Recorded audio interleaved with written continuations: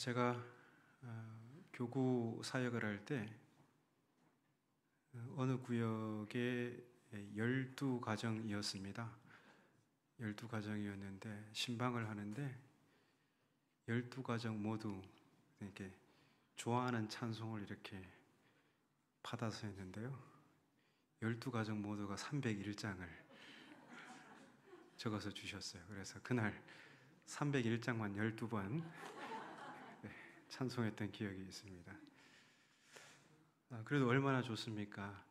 지나간 삶을 돌아보니 주님의 크신 은혜였다고.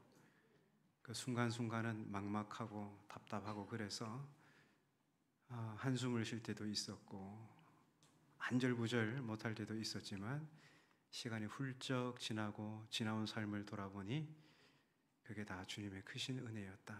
주님께서 때를 따라 돕는 은혜로 만나도 주시고 물도 주시고 또 내 앞에 있는 장애물도 뛰어넘게 하시고 강이 있을 때는 그 강을 건널 수 있도록 도와주시고 그걸 믿음으로 고백할 수 있다는 게 얼마나 귀합니까? 우리 부모님들도 자식들이 지가 잘나서 큰 줄 알면 섭섭하시죠? 우리 주님도 그러면 섭섭해 하시고 돌아보니 주님의 은혜입니다. 이렇게 고백하는 성도의 고백을 가장 귀하게 여기시는 줄로 믿습니다. 네.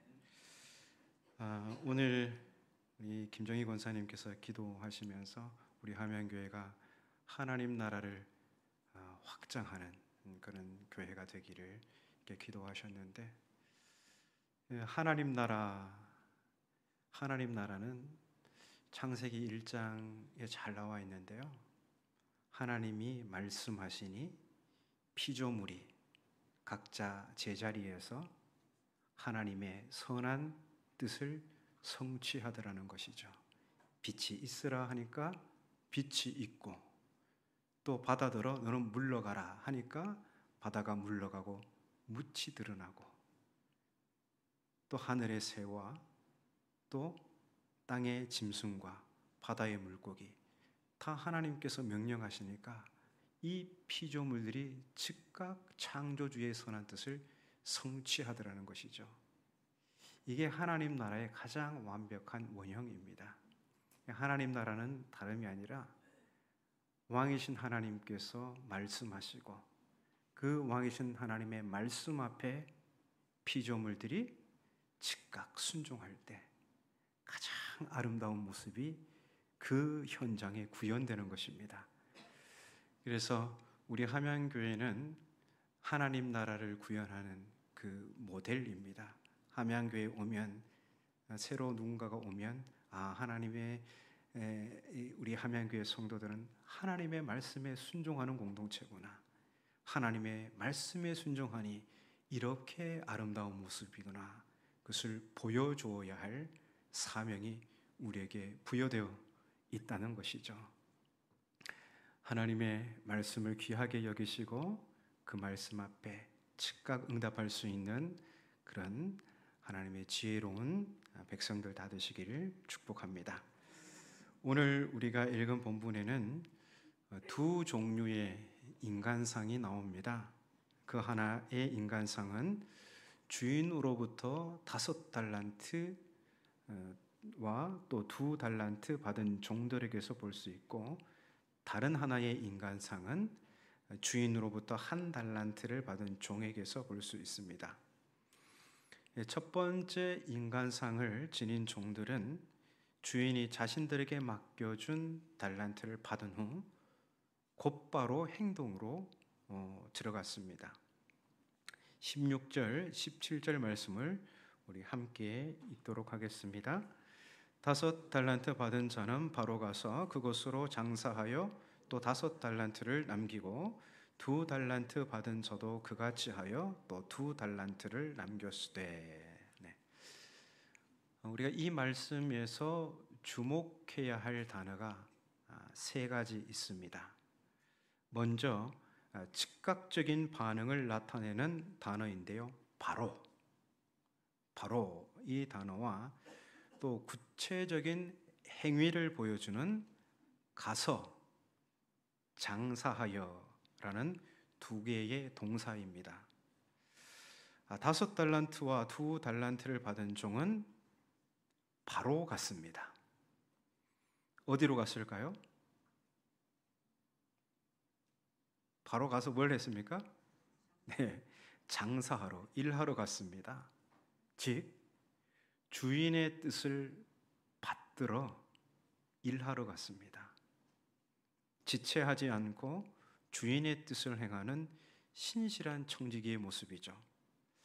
자, 이어서 두 번째 인간상을 지닌 종을 보겠습니다. 18절 함께 읽겠습니다. 1달란트 받은 자는 가서 땅을 파고 그 주인의 돈을 감추어 두었더니. 1달란트 받은 종 갔을까요? 안 갔을까요? 가서라고 되어 있죠. 가긴 갔습니다. 그런데 즉각적인 반응을 나타내는 그 바로라는 단어는 빠져 있습니다. 그래도 가긴 갔습니다. 늦게 갔다는 말이 안 붙어 있으니 그나마 다행입니다. 하지만 18절에 나오는 가서라는 단어와 16절에 나오는 가서라는 단어는 서로 다른 단어입니다. 우리 성경에는 한글로는 똑같이 가서 이렇게 되어 있어서 차이를 느낄 수가 없는데요. 헬란말 성경에는 두 동사가 다른 의미를 가지고 있습니다. 16절에 나오는 가다는 어떤 목적을 이루기 위해서 가는 것을 의미하고요. 18절에 나오는 가다는 오히려 그 목적에서 물러가는 것을 의미합니다. 목적을 향해서 가는 것, 목적으로부터 물러나는 것. 똑같은 한글로 가서라는 단어인데 의미는 어때요? 정반대입니다. 그러니까 5달란트와 2달란트 받은 종은 주인의 뜻을 행하기 위해 갔고 1달란트 받은 종은 주인의 뜻에서 물러갔다는 의미입니다. 그도 그럴 것이 1달란트 받은 종은 바로 가서 장사하지 않고 물러가서 뭘 했을까요? 땅을 파고 주인의 돈을 감추어 두었습니다. 일하러 나간 것이 아니라 일하지 않기 위해 물러간 것입니다. 여기에 두 종류의 인간상의 차이가 드러납니다. 5달란트와 2달란트 받은 종은 주인의 뜻을 행하기 위해 즉시 일터로 가서 일했고 1달란트 받은 종은 주인의 뜻을 행하지 않기 위해 일터로부터 물러나 주인이 돌아오기까지 아무 일도 하지 않았습니다. 오랜 시간이 지난 후 주인이 돌아와 그동안의 결과를 보고받습니다.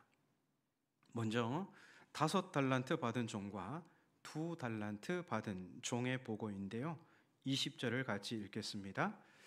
5달란트 받았던 자는 5달란트를 더 가지고 와서 이르되 주인이여 내게 5달란트를 주셨는데 보소서 내가 또 5달란트를 남겼나이다.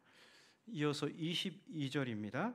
2달란트 받았던 자도 와서 이르되 주인이여 내게 2달란트를 주셨는데 보소서 내가 또 2달란트를 남겼나이다. 이 두 종을 향한 이제 주인의 평가가 나오는데요. 이 주인의 평가는 토시 하나 틀리지 않고 똑같습니다. 21절과 23절에 나오는데요. 똑같으니까 21절 읽을까요? 23절 읽을까요? 아무거나 읽어도 상관없겠죠? 함께 읽도록 하겠습니다. 그 주인이 이르되 잘하였도다 착하고 충성된 종아 네가 적은 일에 충성하였음에 내가 많은 것을 내게 맡기리니 내 주인의 즐거움에 참여할지어다 하고.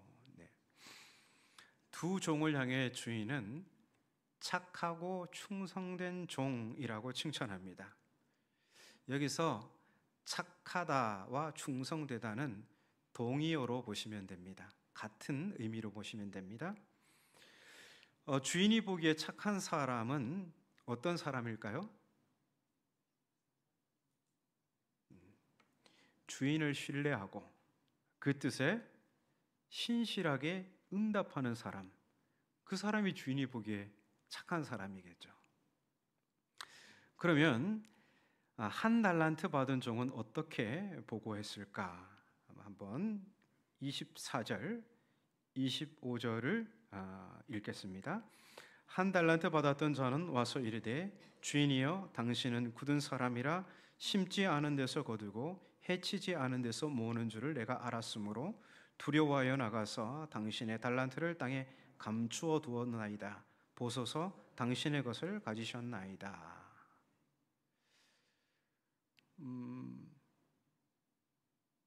일단 이 한 달란트 받은 종 어떤 차이가 있을까요? 말이 길어요. 처음에 5달란트, 2달란트 받은 종들은 보고할 때 한 절만 하거든요.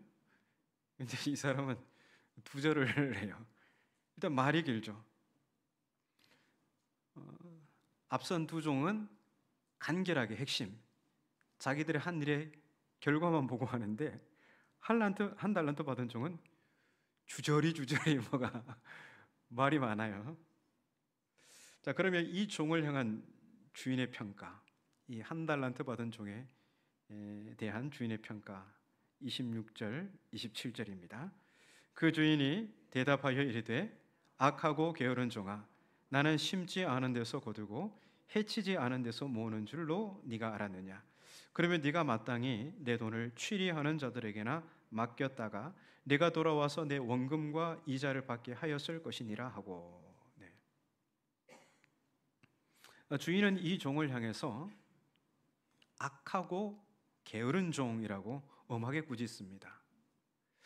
여기서 악하다와 게으르다도 동의어로 보시면 됩니다. 주인이 보기에 악한 사람은 누구일까요? 주인의 뜻을, 주인의 명령을 우습게 생각하고 게으름을 피우는 사람. 주인이 보기에 참 골치 아프죠. 게으르다는 것은 정당한 시간에 해야 할 것을 늦추는 것을 말합니다. 시간을 허비하며 해야 할 일을 미루고 또 미루는 태도를 의미하죠. 여러분이 회사를 경영하는데 아니면 직장에서 어떤 상사로 있는데 직원이 여러분의 지시를 가볍게 여기고 늑장 부리고 미루고 또 미루면 어떨까요? 마음이 좋으셔서 다. 저는 그렇게 마음이 넓지 않습니다. 우리 성도님들이 마음이 넓으셔서 다 품고 안고 그러시는 줄 몰라도 이 주인이 보기에 너무 주인을 괴롭게 하는 거죠. 따라서 이 게으르다는 것과 악하다는 것은 같은 말입니다. 게으름은 그 사람의 성격상 느긋함이 아니라 나쁜 것이며 죄라는 것이죠. 더구나 이 종의 악한 모습은 자신의 잘못을 인정하지 않고 주인을 탓하는 데서 더 선명하게 드러납니다. 이 종은 자신이 일하지 않은 것이 누구 때문이라고 합니까? 주인 때문이래요. 24절을 보시면 이 종은 주인을 굳은 사람이라고 하면서 그런 주인을 가리켜 심지 않은 데서 거두고 해치지 않은 데서 모으는 사람이라고 합니다. 이걸 한마디로 표현하면 종은 주인을 지독한 고리대금 업자로 보는 것입니다. 자신에게 한 달란트를 맡겨놓고 이제 후에 돌아오면 엄청난 이자를, 엄청난 그 수익 창출을 요구하는 부당한 돈놀이꾼으로 보는 것이죠. 그래서 나는 주인을 그런 사람으로 알고 애초부터 나는 두려워서 이 돈은 내가 처음부터 이게 내가 맡은 게 아니야. 이거 내가 덥석 받기는 했지만 이거 나 받은 거 아니야 하고 물러가서 땅을 파고 감추어 두었다는 것이죠. 내가 받은 거 아니야. 나 이거 맡은 적 없어. 왜냐하면 그토록 지독한 주인의 소유는 맡아 장사하는 게 너무나 위험이 따르는 일이니 이제까지 그냥 안전하게 감추어 두었다가 다시 그대로 내놓았으니 나 정당한 거 아닙니까? 그러자 주인이 뭐라고 합니까? 주인이 27절을 한번 읽어볼까요? 그러면 네가 마땅히 내 돈을 취리하는 자들에게나 맡겼다가 내가 돌아와서 내 원금과 이자를 받게 하였을 것이니라 하고, 네. 야, 네가 나를 그렇게 지독한 고리대금 업자로 봤다면 차라리 그 돈을 그냥 돈을 굴리는 사람에게 맡기지. 이 눈을 굴리면 어떻게 되죠? 눈덩이가 되죠. 돈도 잘 굴리는 사람이 굴리면 어떻게 될까요? 돈벼락에 맞나요? 잘 모르겠는데. 그러면 그 돈 잘 굴리는 사람한테 맡겼다면 내가 돌아왔을 때 내 원금과 함께 이자도 내가 받을 수 있을 것이 아니냐. 차라리 그렇게라도 하지. 왜 그것도 안 했어? 라고 추궁하는 겁니다. 화가 난 주인은 그 종에게서 1달란트를 빼앗아 10달란트 가진 종에게 주었습니다. 그러면서 한마디 내뱉죠. 무릇 있는 자는 받아 풍족하게 되고 없는 자는 그 있는 것까지 빼앗기리라. 자, 이 말씀에서 있는 자와 없는 자는 가난한 자와 부자와 가난한 자를 지칭하는 말이 아니죠. 있는 자는 맡은 주인이 맡긴 일을 귀하게 여기고 신실하게 감당한 착한 사람이고, 없는 자는 주인이 맡긴 일을 가볍게 여기고 소명의 자리에서 물러가서 허송세월을 보내는 악한 사람입니다. 없는 자는 이제 그 있는 것마저 빼앗기고 빈털터리가 됩니다. 이제 일하고 싶어도 일할 수 없는 비참한 처지가 된 것입니다. 주인은 30절에서 이 후자를 가리켜서 무익한 종으로 규정하면서 심판을 선언하죠. 이 무익한 종을 바깥 어두운 데로 내쫓으라. 거기서 슬피 울며 이를 갈리라 하니라.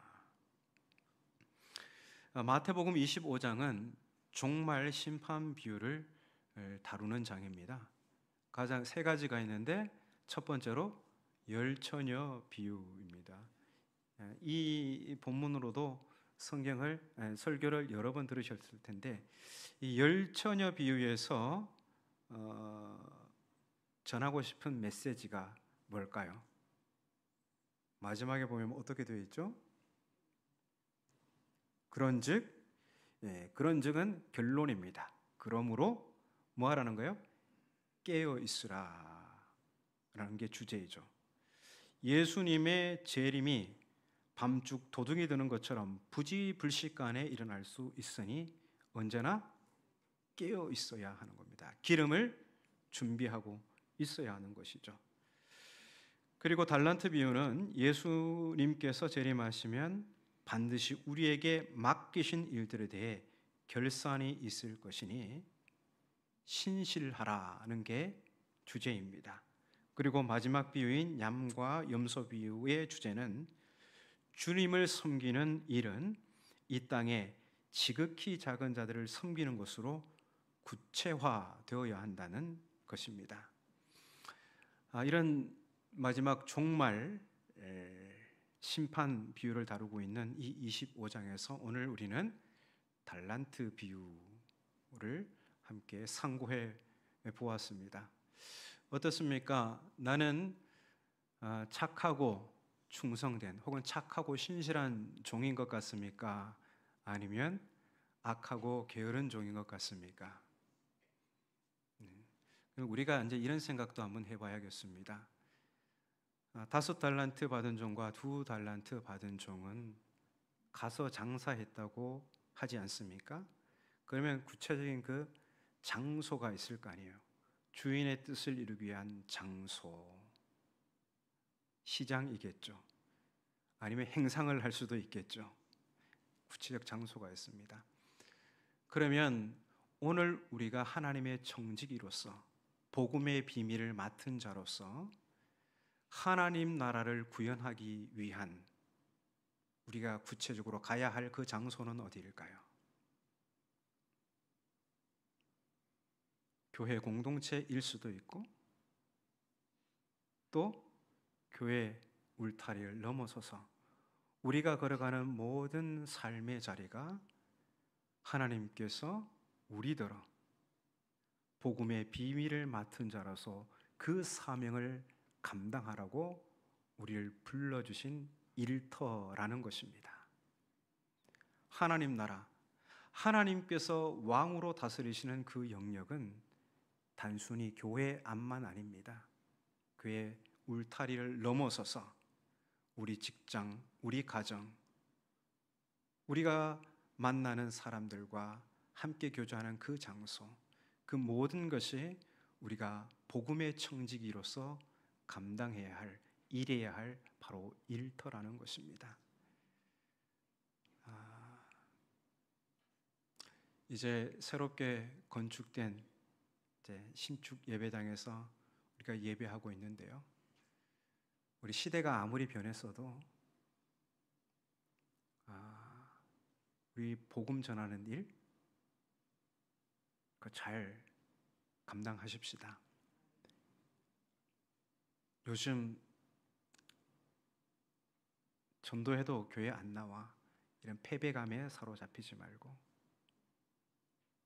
복음은 능력입니다. 바울이 그랬어요. 내가 복음을 부끄러워하지 아니하노니, 그 말은 거꾸로 표현하면 복음이 자랑스럽대요. 그 이유는 이 복음은 모든 믿는 자를 구원에 이르게 하는 하나님의 능력이기 때문입니다. 하나님의 능력이 쇠하지 않았다면 어떤 시대에도 하나님의 그 복음의 능력은 그 위력을 떨칠 수 있습니다. 중요한 것은 우리가 그 복음에 대한 신뢰이고 그 하나님에 대한 신뢰입니다. 상황이 아무리 안 좋아졌더라 하더라도 하나님을 향한 신뢰는 결코 꺾이지 않기를 바랍니다. 오늘 한 달란트 받은 종이 주인을 대하는, 주인을 인식하는 태도를 보십시오. 그 삶의 결과가 어떻습니까? 비참합니다.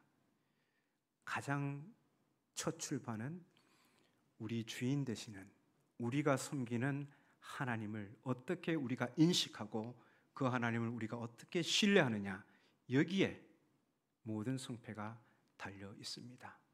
우리의 주인 되시는 하나님에 대한 올바른 인식을 가지고 우리를 불러주신 모든 소명의 자리에서 착하고 신실한 종으로 우리의 삶을 예배로 바칠 수 있는 우리 함양교회 모든 지혜로운 성도님들 되시기를 주님의 이름으로 축복합니다.